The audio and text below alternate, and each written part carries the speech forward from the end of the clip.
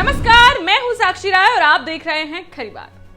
जैसा कि हमने आपसे कहा था, हमारे अपने बीच ऐसे लोग हैं, ऐसे परिवार हैं जो पूरी मेहनत से काम तो कर रहे हैं, पर उन्हें उनकी मेहनत के बदले उतना मेहनताना नहीं मिल रहा जितना पसीना वो बहाते हैं। अपने बीच के ऐसे लोगों की आवाज हम करेंगे बुलंद और आपके सहयोग से लड़ेंगे उनके हक की लड़ाई।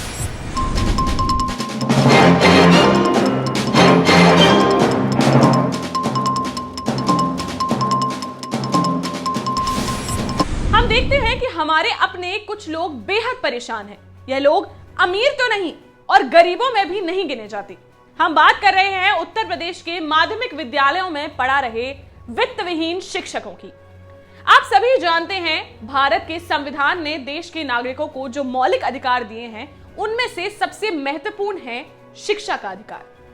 सरकार की जिम्मेदारी है कि वह देश के सभी नागरिकों के लिए शिक्षा की व्यवस्था करे और संविधान में समय समय पर होते रहे संशोधन और लोकतंत्र की व्यवस्थाओं के बीच अब तो सरकार का यह दायित्व है कि प्राथमिक से माध्यमिक स्तर या यूं कहें कि कक्षा 1 से 12 तक के लिए पूरी तरह निःशुल्क शिक्षा का इंतजाम हो।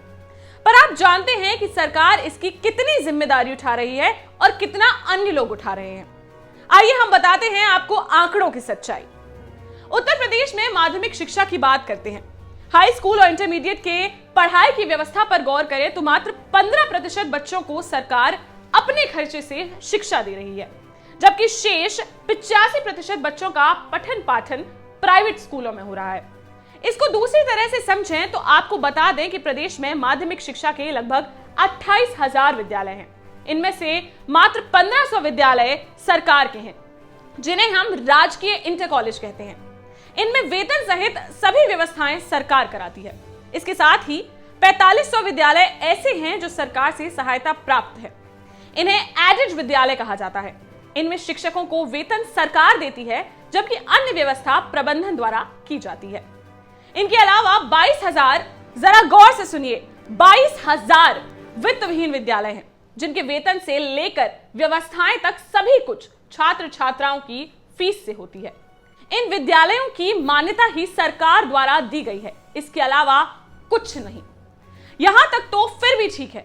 अब स्थिति यह है कि 22,000 वित्त विहीन विद्यालय और उनमें पढ़ रहे 1 करोड़ से भी अधिक छात्र हैं जो वित्त विहीन शिक्षकों के भरोसे हैं। उन शिक्षकों की चिंता किसी को नहीं है। इन शिक्षकों और विद्यालय के कर्मचारियों, जिनकी संख्या लगभग 3.5 लाख के करीब है, इन्हें 5 से 10,000 के बीच वेतन या मानदेय मिलता है। इतने से पैसों में इन्हें 3.5 लाख शिक्षकों के परिवारों का पालन पोषण हो रहा है। ये मास्टर साहिबान पढ़ाने तो सूट वूट में जाते हैं, क्योंकि विद्यालयों के अपने ड्रेस कोड हैं। बच्चों पर अनुशासित रहने का प्रभाव भी तो डालना है, पर प्रबंध तंत्र या सरकार किसी ने आज तक यह जानने की जहमत नहीं उठाई कि इन शिक्षकों को अपने को मेंटेन दिखाने पर इस महंगाई में कितना खर्च करना पड़ रहा है। उम्र के मध्य दौर में इन शिक्षकों पर वृद्ध माता पिता की जिम्मेदारी तो है ही, छोटे भाई बहनों और बच्चों की पढ़ाई और पालन पोषण का भी दायित्व है। अब गिनती के रुपयों की, वो भी प्रबंध तंत्र की कृपा पर निर्भर। इस नौकरी में कैसे और कितने दिनों तक देश के भविष्य का निर्माण करने वाले इन शिक्षकों का गुजारा चलेगा, किसी को इसकी चिंता ही नहीं है। कई वर्षों से सूखी रोटी के साथ अभाव के बीच निराशा भरी जिंदगी जी रहे इन लाखों शिक्षकों ने अपनी मदद के लिए किसको नहीं पुकारा। सरकारें आती रहीं और जाती रहीं, सांसद विधायक बनते रहे और मिटते रहे, पर इनकी फरियाद किसी ने नहीं सुनी। चुनाव के पहले बड़े बड़े वादे करने वाले अपने बीच के ही प्रत्याशी हों या फिर अपने घोषणा पत्रों में मदद का दावा करने वाली राजनीतिक पार्टियां, चुनाव जीतते ही इन निरीह शिक्षकों को सब बड़ी समस्या मानने लगते हैं। कभी अपने करीबी रहे और अब सांसद विधायक बन चुके नेता तो देखकर ही मुंह फेर लेते हैं। वित्त विहीन शिक्षकों के लंबे आंदोलन के बाद वर्ष 15 से 16 में समाजवादी पार्टी की अखिलेश सरकार ने इनकी कुछ सुनी थी। 1,000 रुपया प्रति माह शिक्षकों को मानदेय के रूप में देने की अखिलेश यादव की घोषणा के बाद 2 किश्तों में 6-6 हजार रुपए दिए भी गए। शिक्षकों के लिए यह रकम बहुत बड़ी तो नहीं थी, लेकिन उन्हें यह उम्मीद बनी थी कि सरकार ने उनकी समस्या को संज्ञान में ले तो लिया है, भविष्य में कुछ ठीक ठाक मिलेगा भी।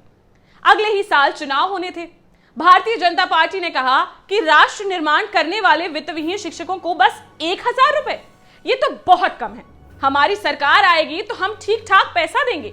फिर क्या था, शिक्षक खुश हो गए, बड़ी मेहनत की, चुनाव भी जितवाया, भाजपा को प्रचंड बहुमत मिला। शिक्षक भी अब ठीक ठाक मिलने वाले मानदेय को लेकर सपने देखने लगे, पर यह सपने बस सपने ही रह गए।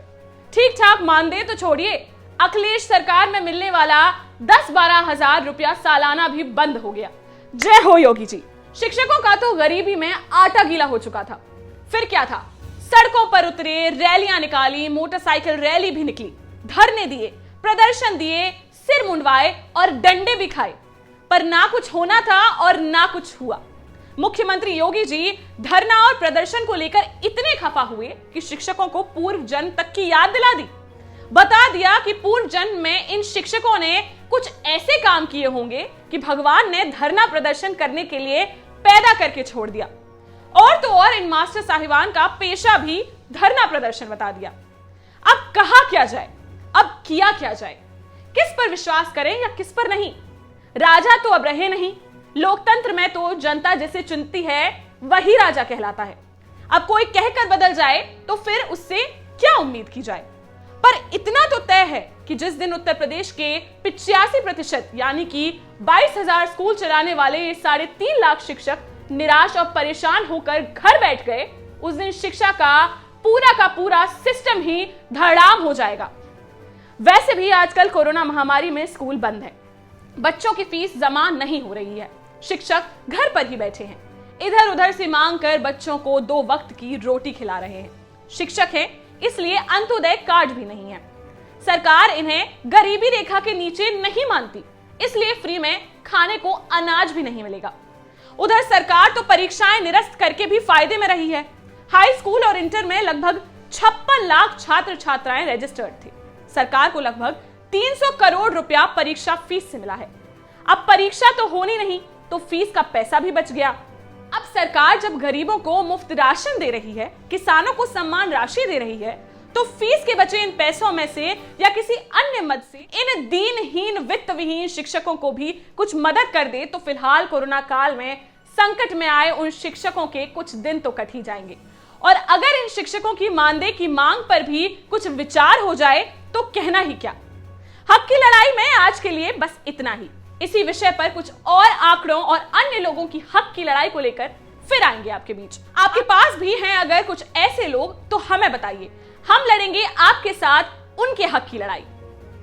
नीचे दिए गए लाल रंग के सब्सक्राइब बटन और बेल आइकॉन को दबाइए जिससे हमारा अगला वीडियो हो आपके सामने।